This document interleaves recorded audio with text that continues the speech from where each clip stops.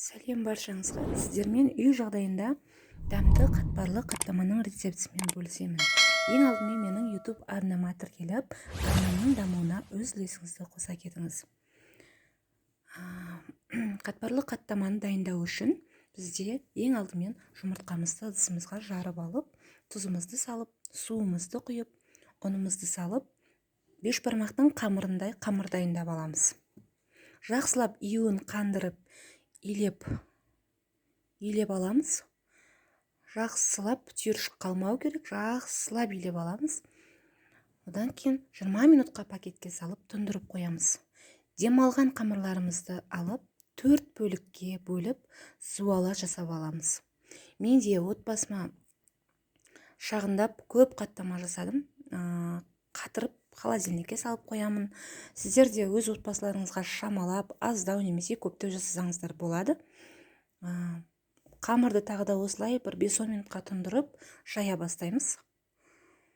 Қамырымызды жақсылап жайып аламыз, жұқалап.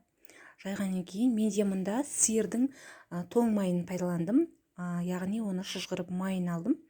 Оны сұйық маймен араластырып алдым. Қаттамаға өте дәмі ерекше дәм береді. Екінші зуаланы да осылай жайып, бетіне майымызды жағып, жан-жағын қайыра отырып, майды барлық жеріне тигіземіз. Осылай жайып аламыз.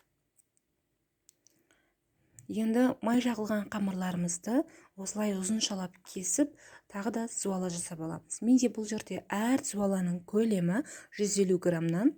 Сіздерде егерде үлкенірек қылсаңыздар, көбейтсеңіздер болады граммын. Менде табама шақ келетіндей осы граммда 150 граммда болды. Табам кішкентай болды. Осылай жақсылап жайып аламыз дағыны қамырларымызды. Ұнымызды сеуіп, қатты көп сеппейміз. Майда күйдіріп жіберуі мүмкін. Осылай жайып қамырларымызды қызып тұрған табамызда екі бетін ауната қуырып аламыз. Майымыз қызған болу керек. Қамырларымызды салып, осылай қолдың көмегімен айналдырып отырсаңыздар да болады. Менде резиновый қасық бар, соның көмегімен екі бетіне аударып отырып пісірдім. Екі бетіне де май жақсылап сіңуі керек. Осылай әдемелеп, екі жағына осылай сіңдіріп аласыздар майды.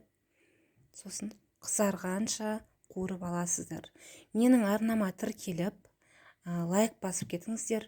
Сіздер де жасап көріңіздер. Бізге ас болсын.